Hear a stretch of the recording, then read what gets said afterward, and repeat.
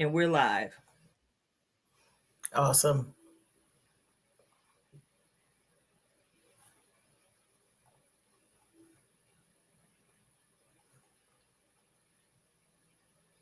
I need to be paying attention. Let me.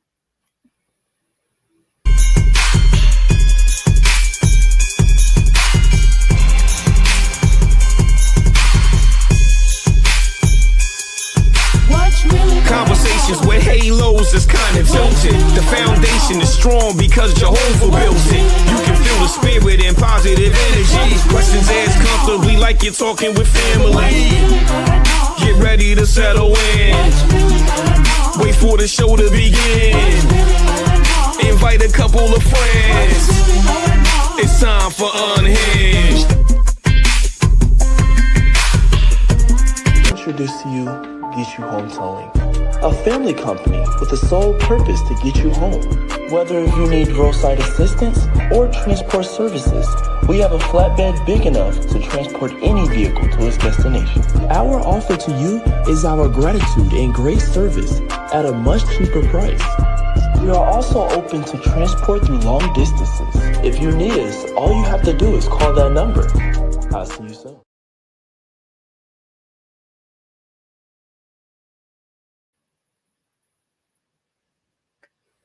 Oh, wow. Are we live, Karen? We are live. Oh, okay. Hey, y'all.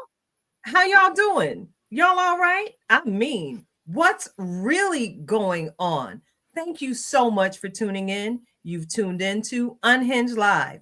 I'm your host, Nikita Tilted Halo Hansford, and I'm sitting alongside my very good girlfriend, Karen Sims Harrell of Twisted Threads, LLC.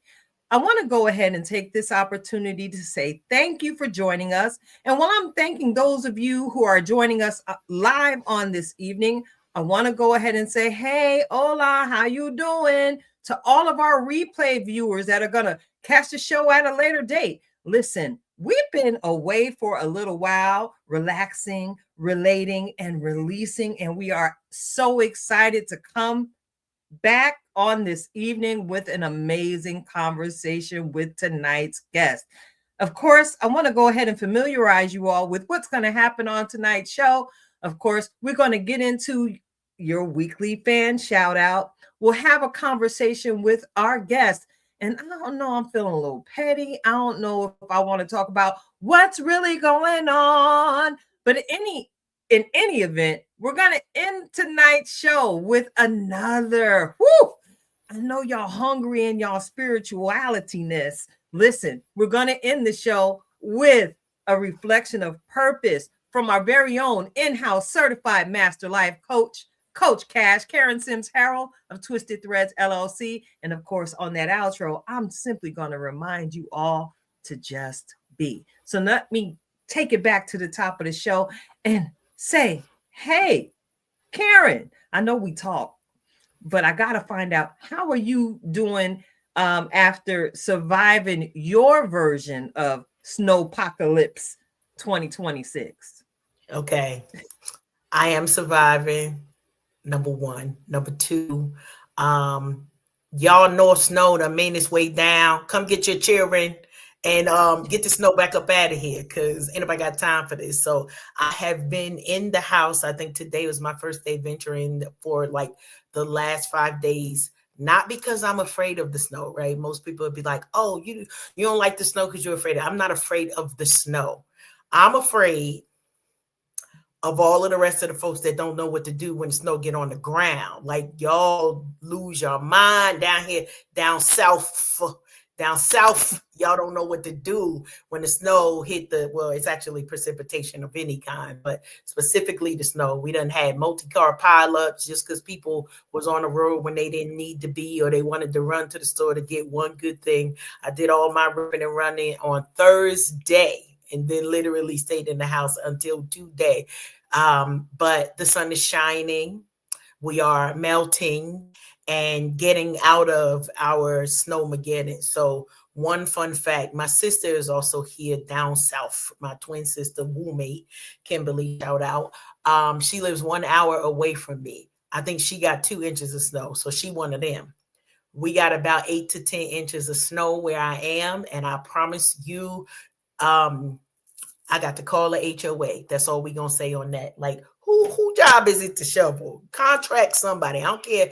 Get some of these children out here. We'll talk about that too, because I didn't really see a lot of kids shoveling. I don't know if that's no longer a thing, because back in the day, we did it. My children always got excited for snow and a snow day because they knew that was going to make them 100 air. They was going out there and making some dollars, but I didn't see chick nor child in sight to come shovel snow. So I'm just wondering about this new generation of children.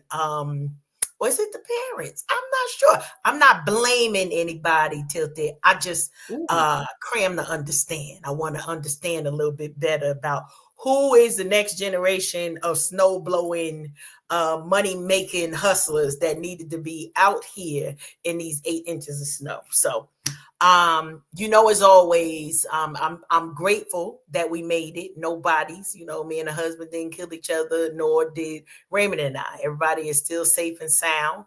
But I got to throw it back at you because y'all also had a version of this. So I got to ask the question, how you doing? Girl, I feel like I'm in a whole black version of Frozen over here. You hear me? There are so many snow piles. I'm starting to refer to them simply as igloos. We could legitimately solve the homelessness problem. The problem with unhoused people in Warren County if every family on the block with the mountain of snow in front of their house because they had no place to carve out that little hole. Yes. And maybe some blankets, some canned goods that you could pop open. Somebody could really find shelter in some of these snow piles running through the Lehigh Valley. And it's been interesting because this is the first year in a long time I've heard about parking chair wars in the snow around these parks. Girl, I have seen glimpses of Silk City, USA. Shout out to Patterson, New Jersey. Where you could find a whole baby carriage in your parking spot, just so nobody takes it after you've done the hard work of shoveling. Baby, I've seen some new things out here. There's a lot of hunters. And I have seen elk ears. Listen, I could go on and on. Listen. People, try and keep it official. They got orange cones. But yeah, I'm not doing too well with the mountains of ice. I'm always scared that, I'm gonna have a Titanic moment with Luna, my car, and just scratch up. Yeah, scratch up trying to park somewhere. So I'm grateful though. I'm grateful right. that, I haven't suffered any calamity. I'm grateful that even in these close to zero temperatures, my car still starts first thing in the morning. I've talked to some people who've, had to get a jump because it's been so cold, but I'm grateful. I'm grateful that the heat works in my car and the defrost works in my car. Yes, I'm grateful for my car because I wasn't involved in no pileup. I even heard today that, someone lost their windshield due to a sheet of ice sliding off one of those 18-wheelers. Yo, I'm grateful. I'm grateful to feel the cold, even though I'm making light of it. And, we could really solve the unhoused people problem by making some igloos since they refuse to move these ice blocks from my block. I love it. Yeah, making it through winter.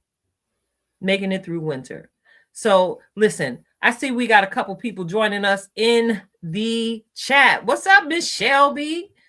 How you doing, Queen? It's good to see you. Thank you so much for joining us. All right. Listen. All right. We've talked a little bit. Yes. And it's cold. We can't leave tonight's guest outside because, again, it's cold and she's of the chocolate melanated persuasion. We don't need our good sis to get ashy out there. Right. So I want to go ahead and get into tonight's super fan shout out. Karen. Yes. Drum roll, please. Yes, we're gonna see which one of these we doing. Every season we come up with something. Girl. There's that hi-hat that we love so much. Listen, you get a pass tonight because I promise you, StreamYard changed the whole interface while we were on hiatus. I had to figure some things out. Yeah, so pass for you, pass for Keita. So yes, lend me your ear, lend me your ear. Tonight's super fan shout out. Listen, I've been a lot of places in my space and time, and tonight's super fan shout out is a sister that I hold near and dear to my heart. Much like you and myself, Karen, she is a founding member of the Sister Friend Prayer Circle. And she too is a songbird extraordinaire. Yes, I'm actually talking about our sister friend Veronica Cummings on tonight. Yes, tonight's superfan shout out goes to our sister Veronica Cummings. I was recently placed back in her circumference because I attended a rehearsal for the upcoming production of the family reunion getting ready to happen at the Allentown Civic Theater. And when we made the initial connection on last week, listen, Veronica reminded me of something I poured into her years ago, and to see the places she has been to this date, my goodness, I am absolutely such a fan, Veronica. You are an amazing mother. You're an amazing wife. You are an amazing songbird. It is my absolute delight to make my return to the stage here in the Lehigh Valley, serving under your direction alongside our good sis Juanita Renee. Listen, Veronica, everything. You know, I gotta put a clap it up there. We got to clap it up because we've been together a long time, haven't we? Listen, Veronica, it is my great joy to see some of those words that the Lord allowed me to water you with come to manifestation, and I see you thriving in your gift.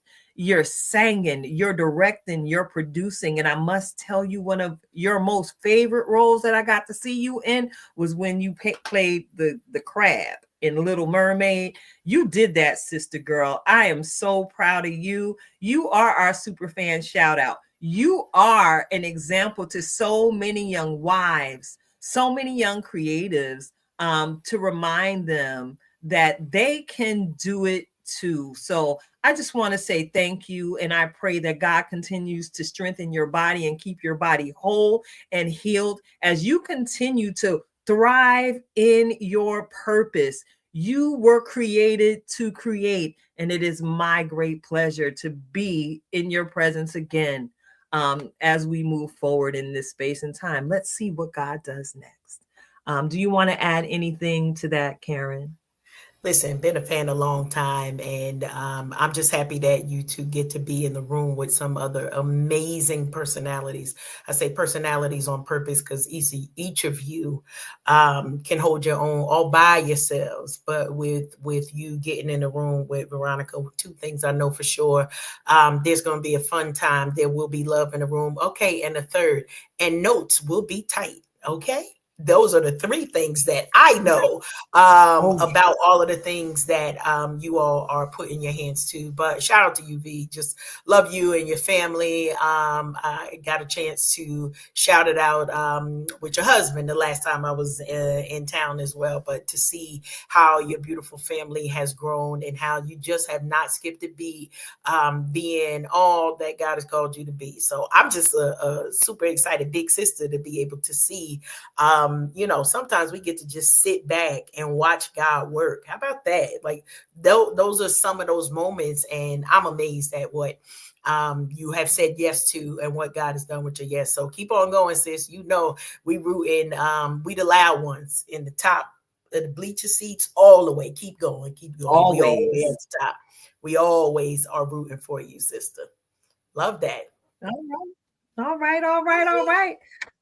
I'm so excited. I'm so excited about tonight's guest, Karen. We love getting the scoop here at Unhinged Live, and I promise you, I think we might actually be her first podcast appearance during this season in her life. I am so privileged to introduce you all to tonight's guest, Queen GraceAnn Butler. There are so many things that I could say about this woman of God. Yes, I call her a woman of God because it is not happenstance that her name is Grace. Not only is she an amazing woman, period, she will absolutely slay and burn down any runway you put her on. My sister is fierce. And she's managed to answer a call to the still small voice she heard, and she found a solution to a problem that so many people need a solution to. So before I go on and tell all her business, let us go ahead and bring tonight's guest in the room. We're gonna let her tell her business herself. Come on in the room, Grace. Come on in the room. Welcome. Thank you. I am so honored. I'm so honored and privileged to be in the company of these two women. Thank you very much. Awesome. So, GraceAnn, we know a little bit, okay? But we usually want to get into a little bit of your origin story so that you could share as much as you decide to share with our audience, as we dig into this conversation, a little bit about how it started, where are you from, what's your background, so that people can kind of connect and say, am I in that amen corner? But before we dig into all of the current business ventures, if you could just tell us a little bit where you're from, how things going, a little bit about you, family structure, those things. Thank you, ladies. Thank you, Karen. Thank you, Nikita. I appreciate the time. I am born in Jamaica, grew up in New York, finished high school in New York, and moved to Pennsylvania after my kids were born. So that's over 22 years ago. And from there, I started working with children, and I never stopped. So I realized during that process that serving children, therefore serving families, is where my heart is. If we have strong families, we have strong children. We have children who can navigate most of what life brings them if we have strong families. So my heart has been loving on, disciplining, taking care of, encouraging, supporting children, so that they can grow up and be citizens that we would want our kids to be around. Awesome. So when we left New York, it was on my heart to be where my children were when they came to Pennsylvania. And so I left pharmacy, went into education, and eventually got my degree in elementary ed. And I have not left elementary ed since. So before the pandemic, I was a substitute teacher. I did not get certified because I was torn between what was happening to children in different school districts. And my attitude and my mouth probably would get me in trouble if I became a full-fledged teacher. So I just decided to be a substitute, so that I would not get into politics of why some school districts have certain things and some do not. And so I enjoyed being a sub because I get to deal with different types of children, different levels of education, different economic structure, different family types. So I dealt with all kind of children, all kind of age group, and I fully enjoyed it. After the pandemic, I went to be a nanny. And that I enjoyed because it was with little people, 2 years and under. And that was fun because I had to be on my toes at all time. And we talked, we did all kind of fun that young kids enjoy. And then the end of October is when I went back to substitute teaching. And this is with the middle school. And I think that's definitely where my heart is, because these young people think they know everything. So we would have conversations about, no, you don't. you really don't. So we will talk, and we will go back and forth in the classroom, and they would try to tell me, and then we would have conversations. So I fully enjoy substitute teaching the age group that I'm at now. Well, the Holy Spirit spoke to me last year about what I'm doing now, what my heart decided to do, what my heart wanted to do. And I was putting it off for a while. I kept saying, I'm not ready. This is not the right time. I don't know if I can do it. I'm probably too old to be switching to anything. But then I listened and I followed, and I understood what the Holy Spirit was telling me to do, because it is serving children, it is serving families. And so I started my business called Your Wedding Nanny Care, that takes care of children who are at weddings, who are part of the wedding party, who are at just being at the wedding itself. And so that's where I am right now. And I skipped the part for my children. I have two children, Blake and Morgan. Blake is 23. He's living with us. Morgan is 22, and she's completing her last year of college at Temple, and she's doing that last semester in Japan. So right now she is getting ready to get up in the morning. It's 9:30 in the morning in Japan. So she's getting ready to go to class. She says she has an early class at 10 o'clock. So she should be up and getting ready. And I've been married to my honey bun for 25 years and a half, 25 years. Beautiful, beautiful. So That's many me. areas of wisdom.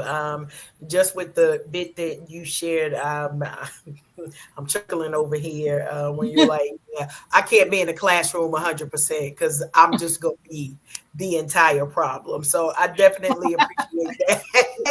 Love, you know, we don't often, and I'm gonna say for me, maybe because I know Tilted, you've been in the family service area, but there's something different about the way you present what you do as a service to families, right? A lot of times we have people, well, I work with children. Do you? Because usually they will work your nerves. But what is your passion behind that? And I gotta say, just in that one line, and just kind of brought up the fact that serving families is different.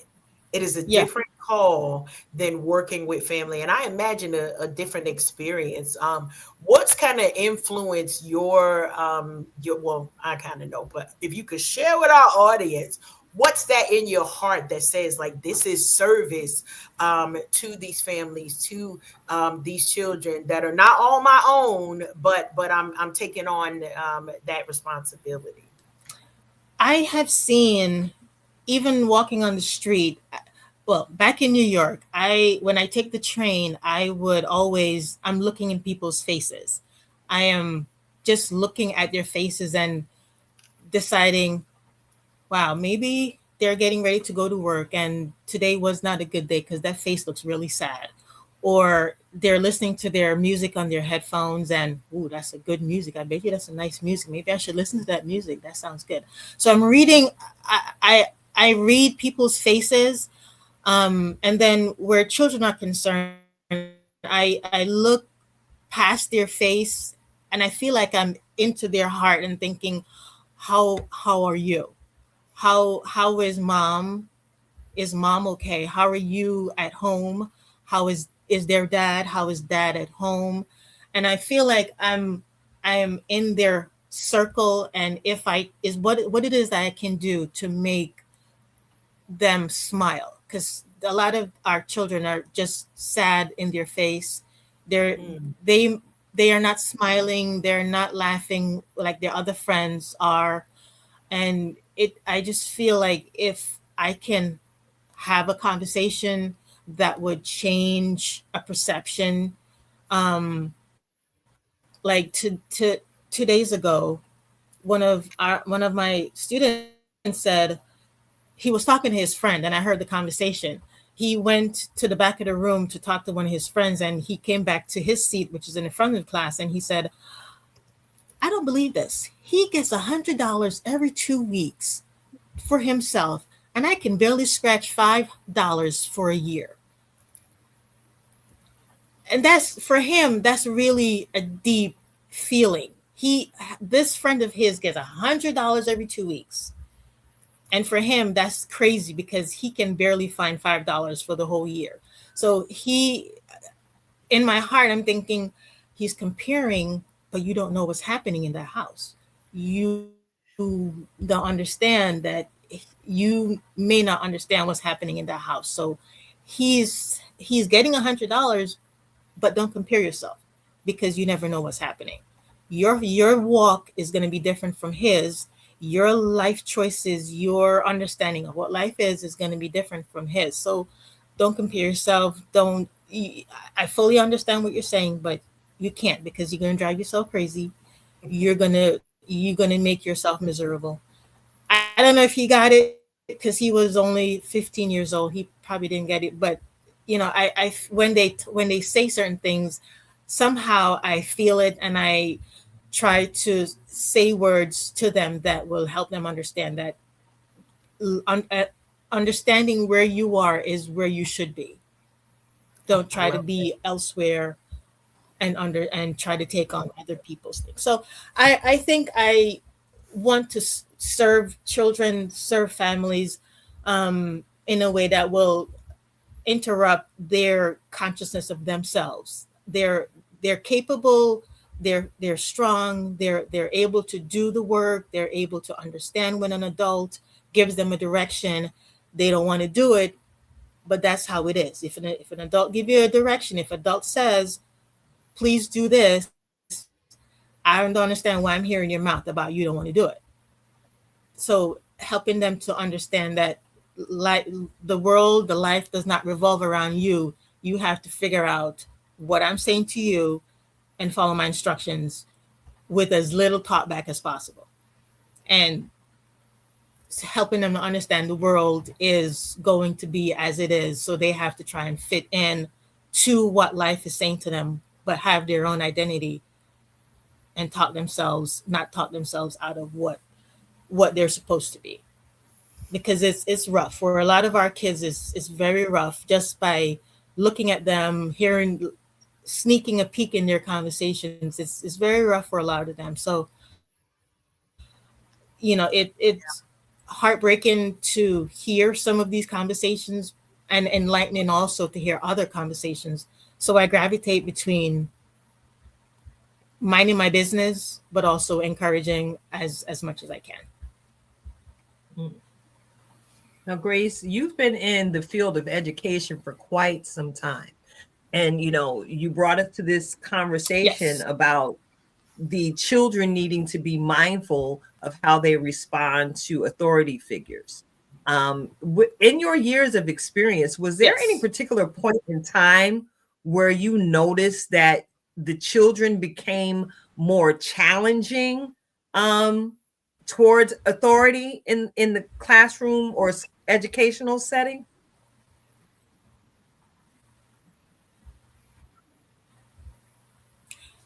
I think it started after the pandemic, when everything shifted and they had to figure out themselves during the pandemic, be disciplined enough to do what was required of them during the pandemic, and parents having them at home all day, every day, and the friction that developed during that time of the pandemic. And then coming out of it, some of our kids did not recover from the pandemic. Some of them are still feeling the effects of all the changes that they went through during the pandemic. So I think that played a lot into how they respond to authority, how to respond to responsibility that are required of them, how to respond to their ability to do what is required of them. So it changed. I think it changed during that time. I would think that maybe a generation before that their parents may not have been able to walk them through what they were going through, because maybe the parents didn't even understand what the kids were going through, just that they had to be online to do work, but they were missing so much social skills, authority, directions. They were missing so much during that time. So I think during the pandemic played a major role in how our children are acting now, how they are responding to life now. It's interesting that you tied that into how they're responding to life now. And you're currently in the classroom daily with these children in this current political climate. Have you heard any of them express how they're feeling about what's going on around them? They have not. I have not heard anything that would cause me to have a conversation with them. One of our youngsters said to one of his friends, if you don't stop something they were talking about, and if you don't stop doing it, I'm going to get you deported. And I had to pull him to the side in a hurry and say, do you understand what you just said? Yeah. Do you realize what you just said? In this climate, you cannot play with those words, because for some people it's a very sensitive word. You cannot play. And he looked at me and he said, Mrs. Butler, I'm so sorry. I was just playing. I understand you were playing, but you can't. You got to let it come to your head, but not out your mouth. Certain things you have to hold on to it, because it's sensitive for a lot of people. So you have to be careful. So they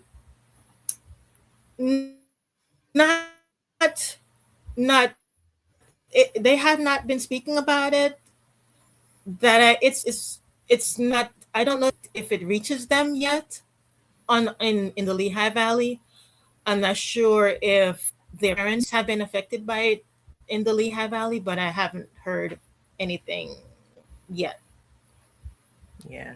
There's been a lot going on, and I've spent a lot of time, many years in education myself.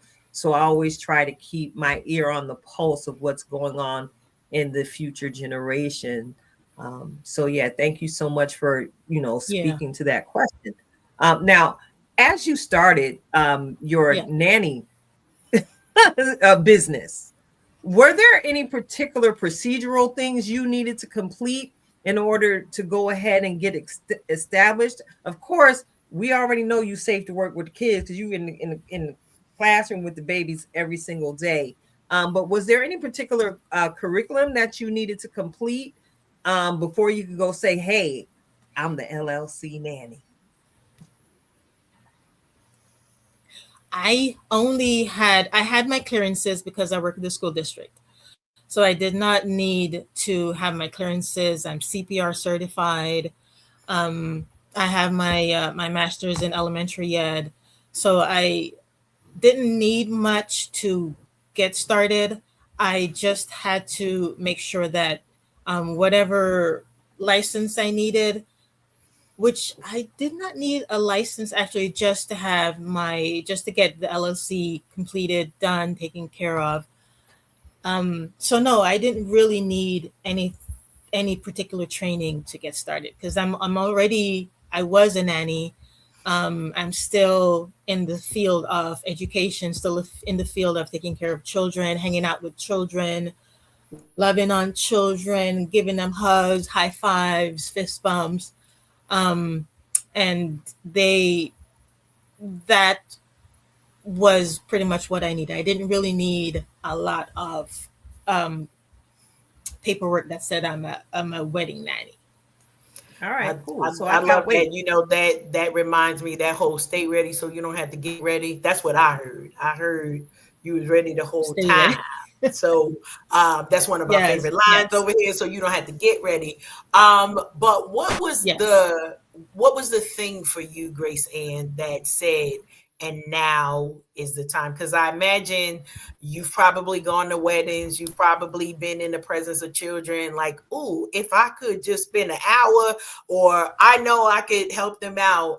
What was the if there was an event or something that happened that said, okay, and now is the time we're going to push this forward?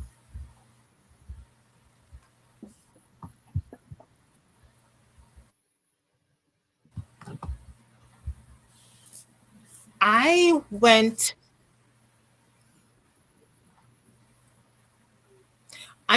to a wedding in the summer, late summer. And she was a friend of mine. She had two little ones, 6 and 7, who she wanted to be a part of the wedding. But she did not have someone to take care of them. Even so she had, even though she had her bridesmaids, she had a maid of honor, she did not have someone in particular to guide them to where she wanted them to be at a certain time of the ceremony.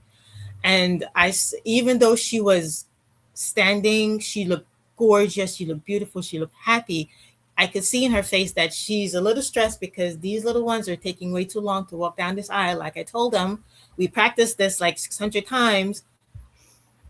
And I could tell that she was a little stressed, and her face was saying, "Come on, come on," and they took that little time to walk that. So it occurred to me at that time, and there were previous times when I went to weddings and children were involved and who were part of the wedding party. They want their children to be a part of it, but there's the attention span of little people.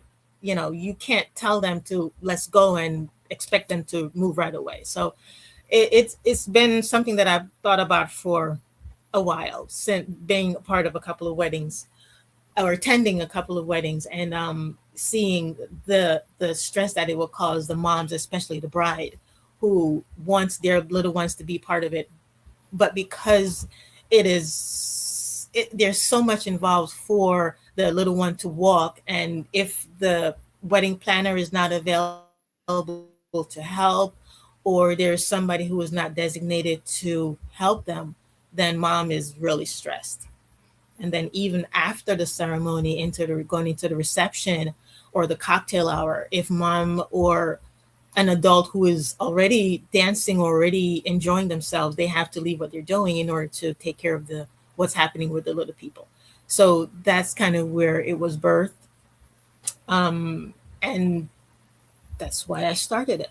That's awesome. Where it is now for me. Yeah, appreciate that. Yes. To the question from you, I don't want to hug all the time.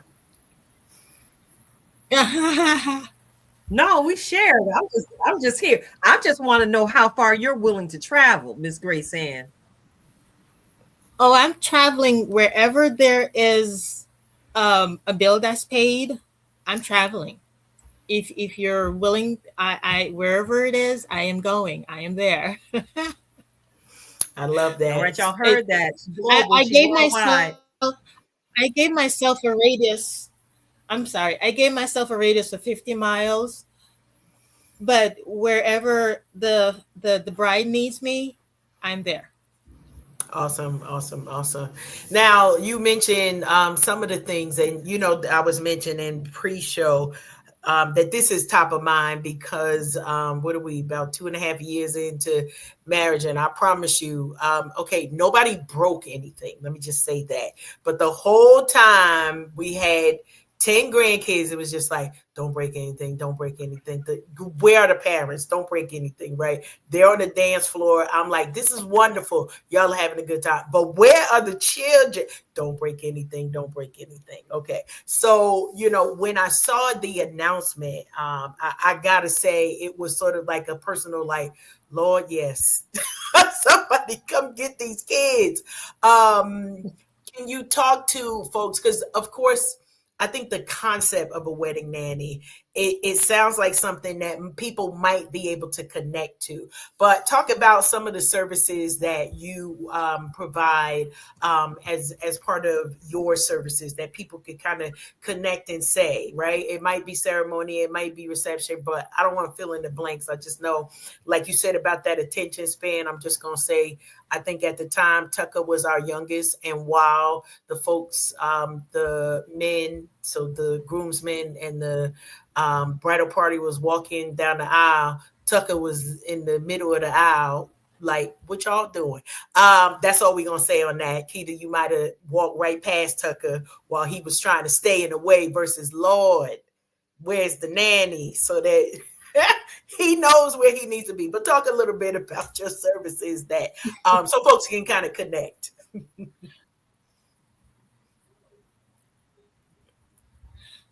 I offer based on age, based on package. Based on age, based on the number of children. There are different packages of service. If it's a 2-hour wedding versus a 4-hour wedding or a 6-hour wedding. All the activities that I have for them is based on their age group. Some families may not want anything too extravagant, so they just want them to rest, eat something, watch TV, and rest. Perfectly fine. If they want something added and to keep them busy, to keep them entertained, just like everybody else is being entertained, so why not have the babies entertained? I have that plan based on age group, so nobody's left out. Everybody would have something to do, and I serve children, infancy all the way up to elementary school. So every age group would have something that would keep them entertained, have them going, or they just do nothing if they choose to do nothing at all. Love that. Love that. Now, are you doing your nanny services with a team that you could bring in with you from time to time, or are you standalone in your services? I am standalone now, and as I grow, I have a team that I can call on, who can come and support. But right now, it's just me who is getting it ready, getting it started. Yes. Well, I happen to believe that you are more than enough, but I'm a little partial. I'm a fan. Thank you. So listen, speaking of me being a fan, I got to turn the conversation, all right, to the fact that, as I mentioned during your intro, you are a fabulous runway model as well. So while you're offering your nanny services at the different wedding events, the person who choose to hire you for your service, they got to know you're gonna look fabulous, darling, while you're looking after their little ones. I'm curious to know how long you've actually been a model, because you are runway royalty. You've been officially crowned here in the Lehigh Valley. How long have you been a model? I started modeling before my kids were born, so about 22 years now. Mm-hmm. And the funny way how it started, it's just crazy. Please share. So I am an introvert, full introvert, but I decided I needed a way to get myself that. So during college, I told I had to figure out a way how to not be an introvert. I could not look people dead in the eye. I could not have a full conversation without looking around on the floor and places around. So I searched online for fashion designers that were in New York who was doing his thing. And I called this gentleman, his name was Fashion, in Lower Manhattan. And I asked him, do you need a model? I never did a show. I never did anything on runway before. And he said, of course, absolutely. Come to my practice, my rehearsal on a Friday night, he said, and let's see where it goes from there. And that's when it started. I started walking a runway just to get myself out of being shy. And it started then. And I love it ever since. That's my favorite thing to do. And then the kids will come next. I love that. So for those of you who've never seen GraceAnn, literally Grace the Runway. So name says it all. It's more than beauty and brains, right? You command the runway. Like, so I'm chuckling over here as you're like, well, this is my way to kind of get out there because, you know, I'm an introvert.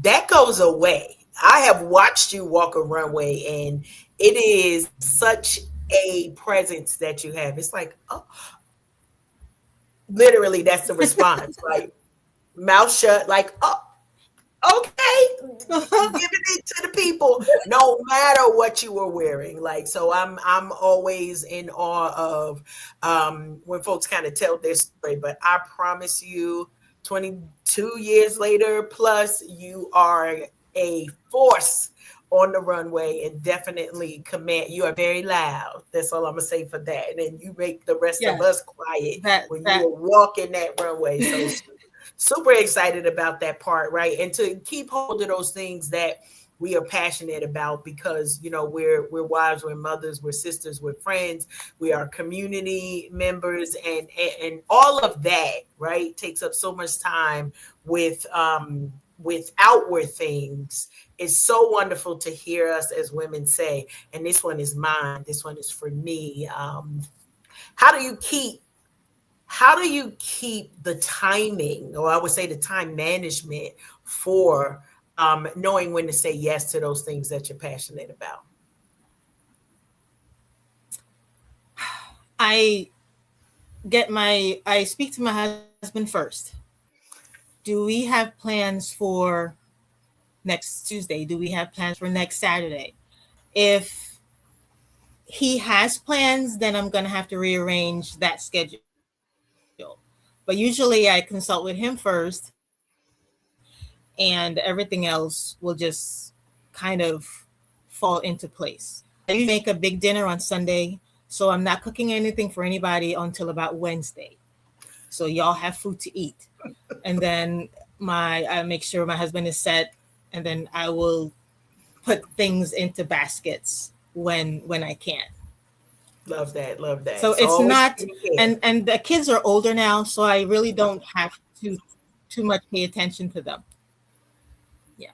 That's amazing. And another time we'll have to talk about your daughter's experience in Japan, because I can imagine how exciting that is, for her to be finishing her education over there, but all of the lessons that kind of culminate all together. I really want to know the mommy moments. You know, mommy said I would. So love that. She has taken most of that travel bug from me. I will go anywhere at any time. Her dad, on the other hand, was saying that he needs to pack a suitcase so that he can chaperone. So it's from me that most of that travel bug comes from. I love it. Well, I know that's his baby girl, so that's a different conversation than, you know, especially for us as moms. And if you are a traveler, I'm sure it's like, go see the world before any, you know, true responsibility comes, and you know, then you have to fit those things that's in. Right. But I imagine, you know, the dads are like, send me your location. How about that? Fun. He actually did tell her to send her location. I love That's that. right. I love it. I love it. Well, I wanted to share just a little bit, right? So I already we have have location. I know where she is wherever she goes. I know. awesome, good stuff. I love that you continue to keep the family at the Got my forefront of IG. all of the things that you're doing. And as always, we try to do our best so that folks know how they can connect with you. What are the things that if folks have questions that they can reach out to you and be able just to make sure that we are supporting you in your ventures, supporting you in the things that you're doing, but also connecting with our audience, because we know, one, that your services are out here, that your personality and even your family background is just bringing some amazing things to the community. So super excited about that. Tilted, before we transition, Thank you. in any questions? No, For no, no, no, no. you, I'm pretty good. Yeah, good. So now, GraceAnn, Pretty what's the good. best way for people to get in contact with you or to connect with you and your services? Or if they might have a runway that they want you to burn up. Okay, I'll put that out there too. I can do that. I can do that. No problem. Your wedding nanny care at Gmail, your wedding nanny.care@gmail.com is my email. At for a nanny, for a wedding nanny, for a wedding nanny is my Instagram handle. And the phone number 610-290-5029. Awesome. That's right, y'all. Clock it, because this wedding season is upon us, and you never know who might be seeking out your services. So thank you so much, Grace, for joining us. Thank you, guys. Are you gonna be hanging out with us for the rest of the show? I am. Oh, awesome. I am. All right. So Karen, and big ups to Miss Veronica. Big ups to Miss Veronica, super fan. Love that girl too. Isn't she precious? Love her. Professional, yes. And smart and talented. Love her. And we'll also occasionally slay a runway while she's singing. Oh yes, she does. Yes, she does. Woo! Whatever. That's our sister. That's our sister. So Karen, I don't know.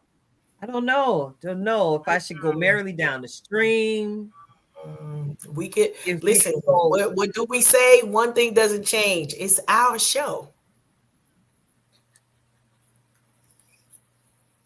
Well, I do my best not to be too much of a rabble rouser around these parts, but I got a feeling we got to get into a little bit of what's really going on. Hey. What's really going on? What's really going on? What's really going on? What's really going on? On and on and on and on and on. On and on and on. On and on and on. Listen. I had to put that out there, that I do my best not to be too much of a rabble rouser, but we have reached a point in time, especially here in this country, where we actually have to do something. Does that make any sense? Yes, I'm sure. I haven't been one of those people who've kept myself glued to the television or any particular form of social media to really keep up with the play-by-play, every last one of them, with everything going on in the political stratosphere here in the country.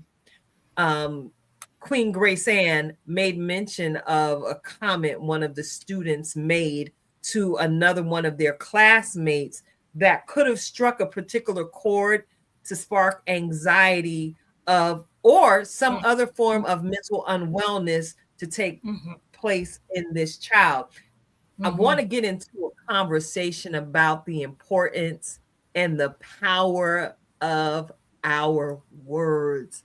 You know, many of us grew up under the teaching that sticks and stones might break my bones, but words can never hurt me.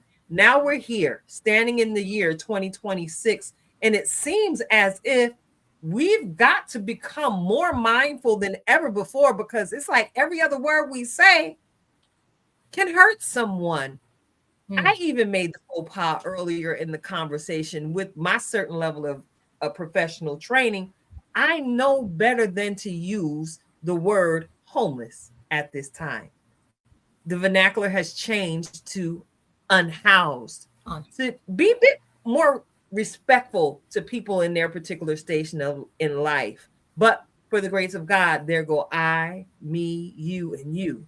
So I want to bring it into what's really going on and what we are actually doing when we open our mouths and engage in so many conversations that kind of eke of negativity when we speak about what's going on in the political environment. How can we, as points of light, y'all know we let a Lord over here, and we're going to let our little light shine wherever we might stand. So how can we, as points of light, become more instrumental in making sure that people know that they are loved, safe, and accepted? What's really going on? I want to go ahead and toss the mic to you, our guest, Grace, for your thoughts on that. It's and because we don't know family background, we don't know who lives with who, only because if I see an Asian person, I might say you should be okay, ain't nobody gonna bother you, you should be all right. And if I see a young Spanish child or student, I will not go up to them and say, make sure you stay off the streets, make sure you, because then that might cause an anxiety in them. Like, why can I not go on the street? Why are you telling me not to go on the street? So I guess I would just make sure that they feel loved by how I speak to them, how I look at them, and how I engage in a conversation with them. My face usually gives away what I'm thinking a lot of times. So I have to be mindful of what my face is looking like a lot of times. So I have to, engage in conversations that just make them feel part of this classroom or this part of being a young person, without bringing up what's happening in the world, unless they come to me with it, because maybe their parents are not talking about it, or maybe their parents are talking about it and they're scared of what might happen to their child. So I try not to bring up any conversation about what's happening politically unless they come to me with it. And then even when we have that conversation, I kind of have to tiptoe around it so that it doesn't affect them. Whatever I say to them does not affect them in a negative way, so that they would become scared or start thinking something might happen to me because I'm brown skinned. Good stuff. Good stuff. Karen. I love that. And I'm one of those who is sort of like, how can we focus on reminding our children, reminding our families, because some of this is number one, parenting in 2026, y'all can have it. I am grateful. I'm so grateful every single day that I get to be a supporting character in the lives of grandchildren and children, because I don't think that I'm always equipped with the answer, but we we're equipped to be able to give love, right? I think a lot of times one of the things that I try to focus on specifically with my grandchildren is just to give them the confidence of being loved, right? We can't change all the things that's happening in the world. And my range for grandkids is literally, what is Peyton, 9 months to 18 years. And so even at that, the older ones don't always understand what's going on, but we understand kindness, right? We understand what it means to bring kindness to families, to bring to children, and reminding our children of what's appropriate, right? Because a lot of times when we hear those remarks, right, the first thing in our mind, often, because we know it has to come from somewhere, is what is the environment that those children are around, that they believe that is acceptable language, acceptable behavior. And a lot of times we teach our children, keep your hands to yourself, right? All of us have told our kids, grandkids, nieces, nephews, cousins, and the people up the road, keep your hands to yourself. But we don't always teach them how to be kind with their words. And I think that that's something that's needed in this time, but we have to start with the adults, right? Because our children are a reflection of the environments that we create for them, right? Not getting deep, but when my grands come over here, it's all about love. It's about a lot of fun. They're gonna get some. Well, the first lesson: don't break none of my stuff. I'm not putting it up, but don't break my stuff. Why? Because there's some lessons in that they have to understand, right? How to respect what's mine, but also how to respect themselves in the spaces where we're not always able to come alongside them in. And so that's kind of my biggest thing, is how can we showcase love, and don't shy away from the questions, right? Many of our kids may not ask questions, but they are surely being influenced by the TikToks, by the internets, by all of the reels and the scrolling that they're doing, it always makes me laugh, tilted, when parents are like, I don't know where they got that from. Well, unless you live in a compound where these kids are never leaving, you went to the grocery store, you went to the barbershop, you went to the gas station, you went somewhere, they went to school. You went somewhere where you were not in charge of the decisions that they are making,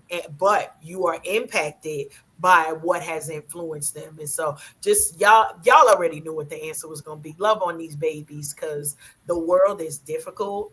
And many of us as adults don't know how to navigate. Yeah. And a lot of times we struggle, and then our kids see us struggle, but we don't often give them the gift of transparency to let them know why the struggle is happening. I ain't saying tell them everything, but give them enough information to not cause fear to be the driving point. So if they just know, hey, listen, I'm just having a challenging day at work, or we know this is happening, because different regions right now are dealing with different things.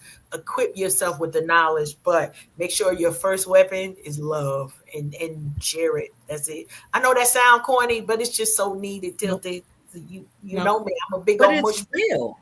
But it's real. No, it is very real. About a week or so ago, while I was sitting in here listening to my music, it just hit me. I was listening to Music Soul Child, and one of his songs is Love. And the one verse I actually posted, it was like, wow, was the Lord talking through you prophetically? Music, love. So many people use your name in vain. Do people really understand and what love and who love really is? It's absolutely appropriate that we landed here talking about love, because a lot of what we see as the adults that have the responsibility to pay attention to this stuff a little bit, at least, we see that a lot of these things are being done in the name of love. So many people equate the basis, the foundation of all of this, such and such that's going on in the world, with a certain facet of Christianity. And I know it's our shared experience here on this platform. I can speak for the three of us. We had an encounter with love. We know what love really is, which is why we always, hey, divert to love. That's the easiest play to play, because it encompasses and covers all. Love is patient, right? So we could be points of light as we travel hitherto and fro by being patient with the strangers that we encounter. Like you said, Grace, you read faces, and I read faces. I read energy, and I'm always ready to counteract what I feel coming from you. So if I see a sister, say for instance, because I work part-time in a grocery store, I see a sister and she looks so tired. She done worked all day and she had the self checkout line and the thing is saying, please wait for assistance. I picked up her energy before I get to it. So when I go over there, hey, I really like your blouse. Yeah. Yep. And I watched the face light up. That's it. That's it. This is not on this. I thought this was on sale. Well, do you have your discount card? No, I don't. If I can confirm it, let me go ahead and give you this discount. It's not, everybody needs to feel seen in a loving way. So we talked about love being patient, right? Love is kind. How do you remain kind when someone isn't being kind to you?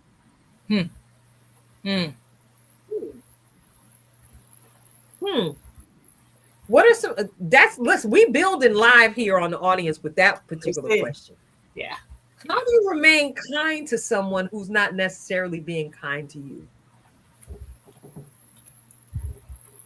You just have to look past it. You have to look past what that particular instance is and put it in the basket of maybe that person is not having a good day.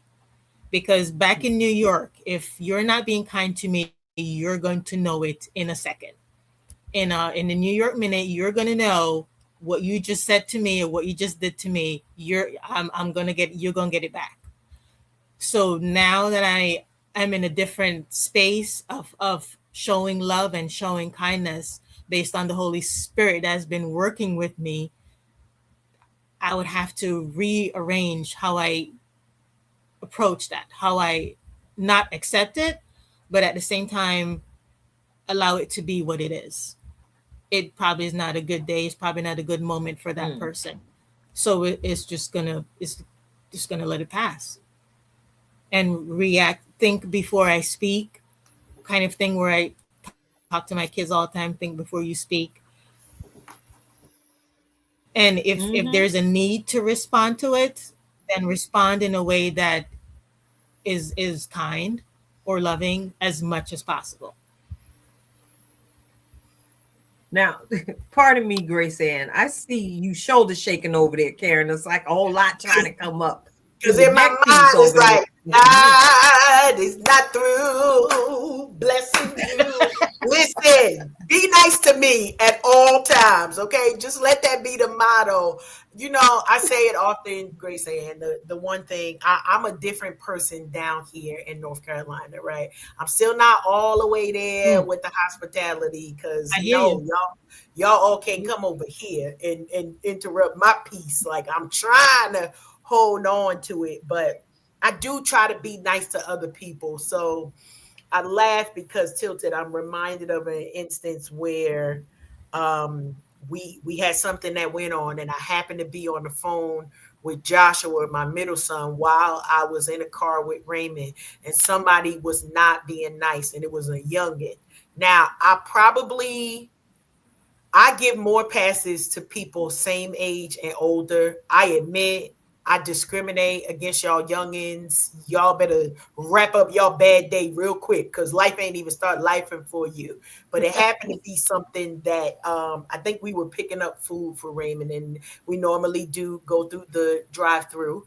And she was like, well, you have to come in. I got to do what? And it was the way that she said it. It wasn't that I didn't want to follow the rules, but she was not kind to me. And I went up in there, and I need y'all to know that whole car stayed in that drive-through. So I got it in me to act up, but yet people are praying for me. So I know that in those moments when I don't act all the way up, it's like, Oh, thank you, Lord, for praying, friends, because this could have went a whole nother way. Now, I went in there and I got the food, and they even had the order wrong. I said, "You maybe come in here and you got the order wrong." And then the manager was like, "Well, ma'am, you holding up the line, so if you can move your car, I'm moving my car when you get my order right. So if you want this drive-through to run up, listen." I say these things, so I'm over here like, I don't know. When I say to you all, what we need to do is be loving and kind, I'm talking to me first. Every single time I'm talking to me first. Because I try to be nice. Well, ma'am, we've done this many times, and maybe I upset her by calling her ma'am, but I was trying to give her, some respect, even though she wasn't really giving it. And then it was like, oh, okay. So now I got to come in here and be like, do y'all know that you got people with accessibility issues? And that was the case in this fact. My son could not go in and get his food. So I'm like trying to do everywhere else. I say, we'll never come back to this store again.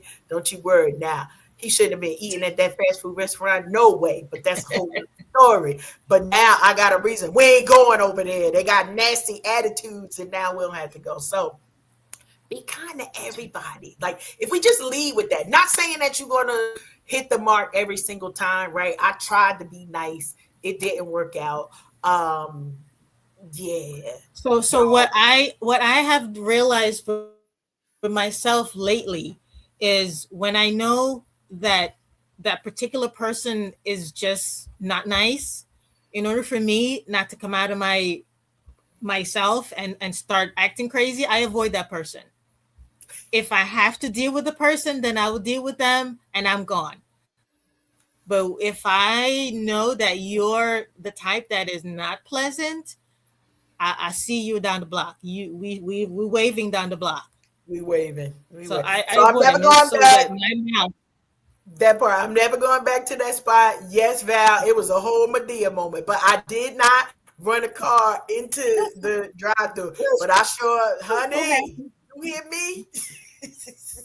Yeah. I promise this is really happening, and I'm like, man, I'm trying to be a nicer person down here. Yes, ma'am. Yes, sir. Or whatever that stuff is. I don't get all of that stuff right. But the one time, and I promise you, it was a little girl, like a youngin', like, I don't know. And the manager was like, well, that's our policy. Listen here, sir. Change your policy from now henceforth forward. And I went in there, and I guess, sometimes people think like when there is a crowd around, I'm like, I'm a whole actress. First of all, you was getting the drama anyway. So now you get the audience, forget about it. So anyway, now that I think about it, it was a whole Medea moment. But I started off nice. Hallelujah. I promise. I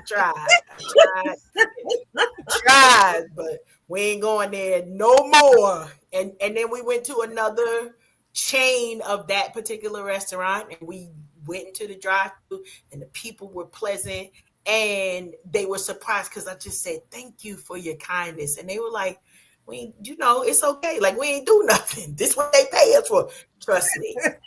It's a difference. So thank you so much for being kind in your service and, all of those things. Yeah, there is a difference. There is a difference.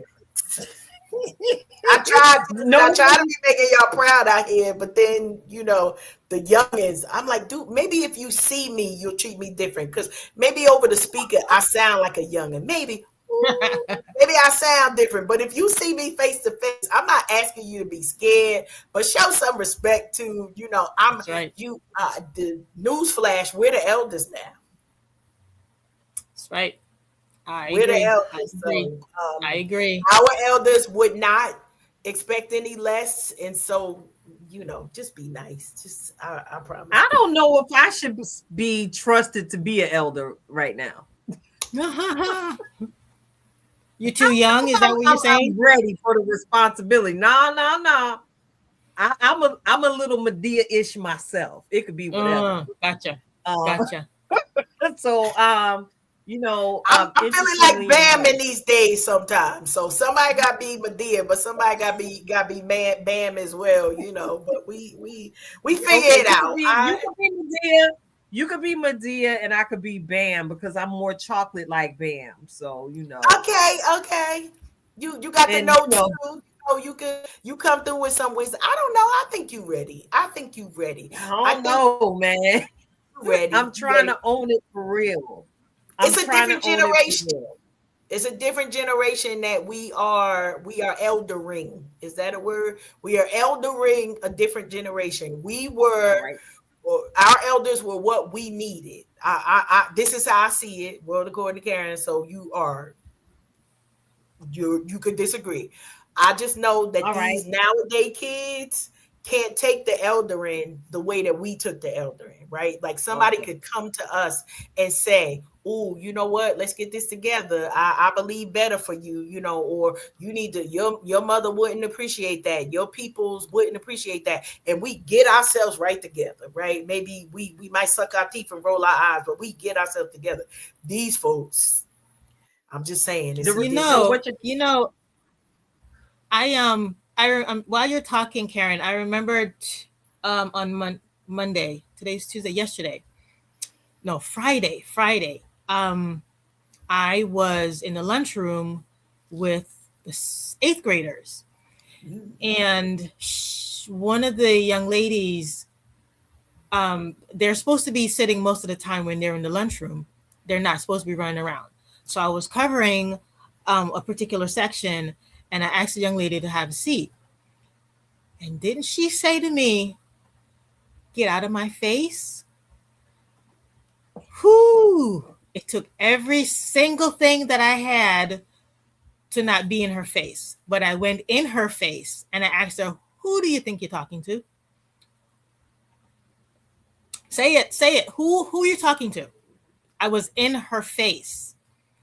And she's trying to, "Well, Mrs. Butler, you close to me." "Yeah, because you think you're talking to one of your friends. Don't speak to me like that.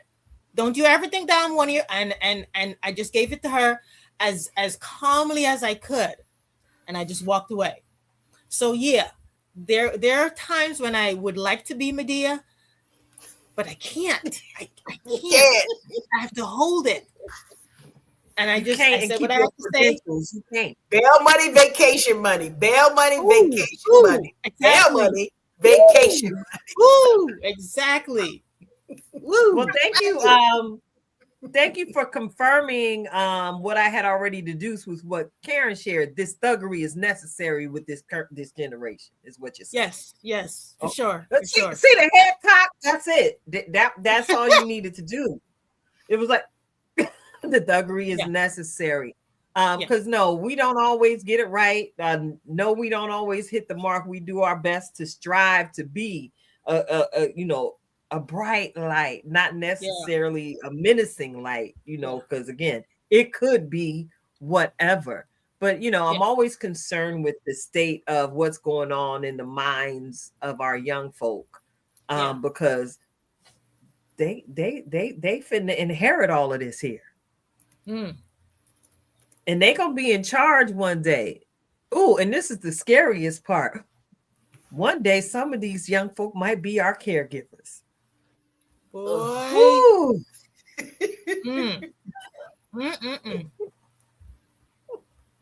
So how we treat these young folk today, Erykah Badu said it. I'm planting seeds, so I reaps what I sow.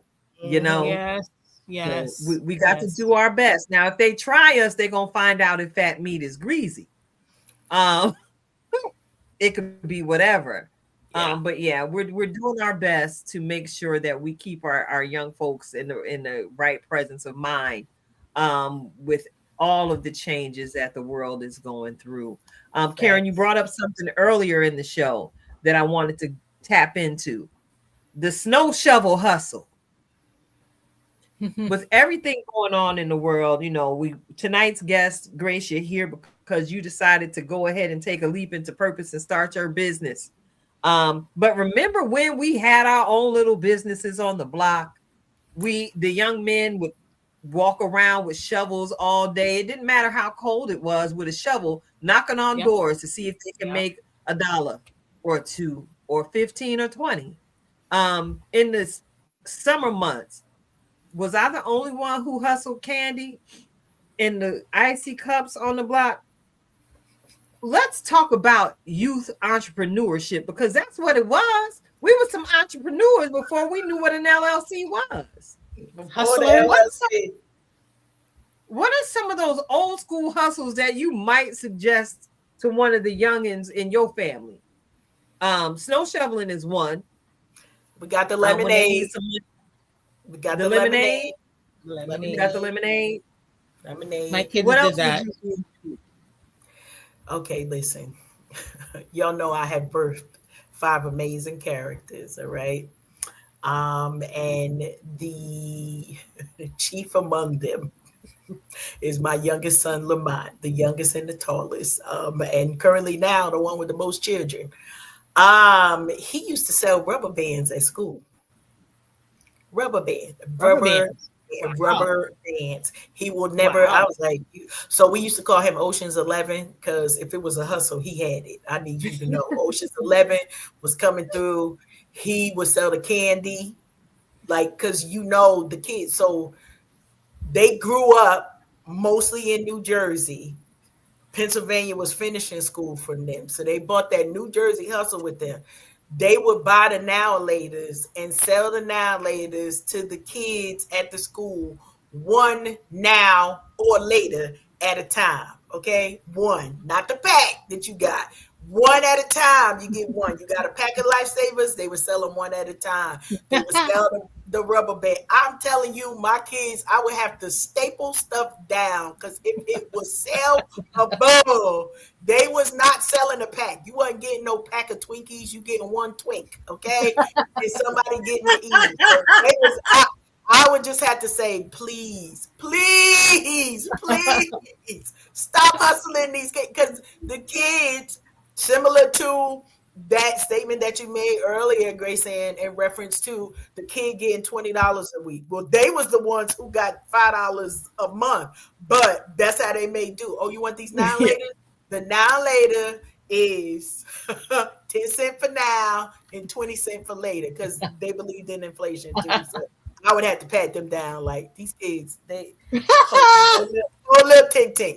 These are true stories, okay? I'm not making none of this stuff up. So rubber bands was always my thing, because couldn't you get them for free? Why you paying somebody for a rubber band? And my son would tell me, don't knock my hustle. Oh.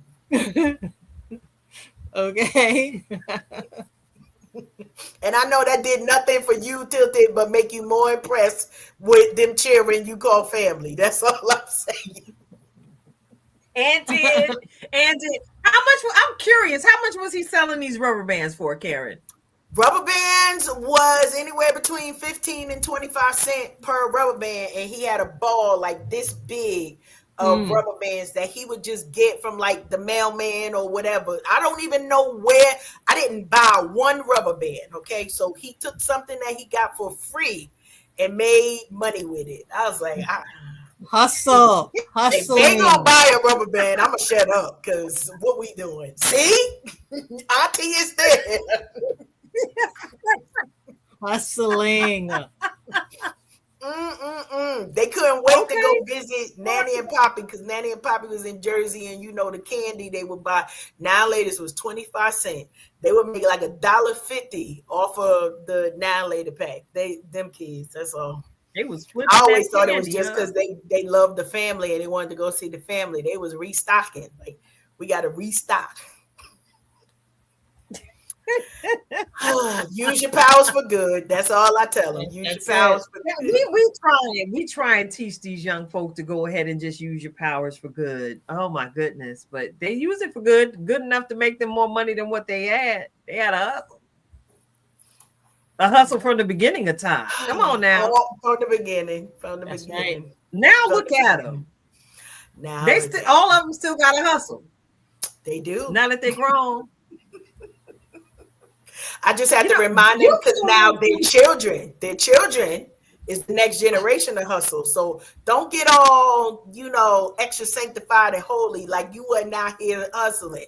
This is the next generation. And as me, I'm going to let them know you could do that, but you should also talk to mom and dad about how to diversify your portfolio. That's what we're going to call it now. Diversify your portfolio. Portfolio Ganny. I can hear him Yes. Yes. Yes. Yes. Do something with that money. Right. Honey, when the best lesson response so far was when Melinda was probably 7, and I told her about the work of being a landlord. I said people will pay you to live in your house. She was like, "What?" We'll talk, girl. Don't worry about it. Mimi got you. Somebody else gonna teach them something else, but I'm gonna teach them that game right there. They will pay you to live in your house, okay? And then you take that money and pay your own rent. Okay, there we go. Somewhere else, or your own mortgage. God is great. God is great. The generational hustles, the generational hustle. It's in their blood. It's in their blood. It's in all of our blood. And you know, it's been a little bit of a lighthearted conversation. Thank you so much for sharing some of your personal stories of truth and triumph, Karen. But you know, that lends to what everybody should be looking into in today's day and time. You know, you got something on the inside of you that hasn't yet been revealed that could actually put a couple dollars in your pocket. You know, I think, you know, and I've often been told that I have a nice tonation to my voice. So that opened the door to go ahead and start a podcast as a hustle, so to speak. I can also hustle my voice to do some voiceovers, read some audio books, get paid. You know, I know how to sing, so I could use my voice to get singing every now and again. I do make a little coin singing a song for somebody. But now is the season of innovation. So maybe, just maybe, someone in the listening audience might have a dream or a past vision that they put on the shelf. I would invite you to go ahead and pick that thing up, because if you took nothing from our conversation about hustles that we would reintroduce tonight, you see the joy that came from just remembering how it started and how it is now going. Now I got to tell on the child that Karen was talking about with the rubber band hustle. Was that my baby Josh? It was not. It was not Joshua. That was Lamont. That was Lamont. Well, there it is. Mr. Big Baller Shot Caller right now. I promise you, he's having children to diversify his portfolio. I don't think for a moment that he has not already done sat down and started showing them what a spreadsheet looks like. Because I watched him, not for nothing, compete with your hustle to get where he is today, Karen. So hat tip to you for being an amazing example of being exactly who you are as a parent. Because, hey, that's some good oil. It fell on some good ground, and the evidence is in your children. I'm such a fan. So listen. I'm looking. We've been talking. We've been kikiing. But I need my nourishment because, you know, I posted a couple about a week or so ago. Some of God's children was doing the absolute most, and I needed all the grace in the world not to on them. So I need you all to get ready. Lend me your ear, friends, and Unhinged Live family. Get ready to receive this week's dose. It's been a long time. I'm parched, Lord, in my soul. Get ready to receive this week's Reflection of Purpose, brought to you by our very own in-house master life coach. She's certified in so many different things, y'all. Coach Cash of Twisted Threads LLC. Coach Cash, take it away, sis. Listen, normally I have a lot of different things that it's like, which one? But this is a message that has been kind of circling around that I want to remind us today. So y'all know I always come with a title, right? Coach Cash coming at you. Today's title, Review the Tapes. We just did it for you just moments ago, right? Remember those moments that seemed like they were going to be too difficult and you didn't know how you're going to make it on the other side. Maybe you can looking at something and that bank account is looking mighty slim right now, right? Roll the tapes. review that good bean footage, and remember the strategies that brought you from there to here. Now, listen, it's going to probably take a little bit of a remix for this new thing that God has placed on your heart. Or maybe it's the same thing and you tried it a different way. You tried it your way, and then God said, no, that wasn't really what I wanted you to do. And now you've got some tweaks that come in there. As we review the tapes and see all of the things, even a lot of things that we see in society right now, we hear biblically, there's nothing new under the sun. Why can we say that with full belief? Because we done seen some things, right? One thing is for certain, God is still out here guiding, right? And number two is his record is still good. I want to remind you that as you review those tapes, you are reviewing from a place of experience. So maybe you started a business years ago. Honey, the current president done started 15 business and failed at 15 of them. And here we still are. I don't even understand why you sitting somewhere diminishing your gift. Ma'am, sir, I want to remind you that thing that you just find some love and some joy in, sit with it for a little while, right? See what God elevates it into, and then send it out into earth, right? We were talking about how this all began. Well, in 2017, I think that was the year, I started videos called The Adoption. And it was the adoption of me getting a new daughter-in-law when I just felt like, I was like, Lord, I barely survived these children. What you sending more for? And then more came, and then more came. And that family of 5 is now kind of breaching on. We almost a family of 20 now. I don't know where these people are coming from. I also don't know where they're going to sleep if they try to come to my house. That's another story. We're in 2026. Life is different for us, and we're seeing different things around the world. But I remind you, review the tapes and you will find love there. Review the tapes and you will find laughter there. Review the tapes. You will find the medicine that you've been praying and longing for in your life. I didn't come on here to preach, but listen, if the words hit you, let them get all the way down like salve into your spirit and your soul. What the world needs now, we will always say, right, is love. We need love. But there's also a benefit, right, for us knowing that there are people who need us and there are people that we need. Don't let anybody steal that gift that you have that allows you to be reminded and fortified and confident in the fact that your life matters to you. First, it should, but if it don't matter to you, know one thing for sure. Here at Unhinged, we love y'all. We're excited about being connected to y'all. We want to share your stories with our platform. We want to share what is in your rewinded tapes. When you rewind those tapes and think about what messages God has given to you, what things he's fortified you in, and now you're ready to release it. Listen, DMing us, don't come in our DMs with nothing crazy. Okay, don't do that. But get connected with us so that we can, similar to what we've done tonight in our season opener, to share more what it is that we have. Listen, as always, Reflections of Purpose, we coming with you. I think I'm done tilted. You know, I'm waiting like, Lord, was that it? That was it for me. So make sure y'all multiply.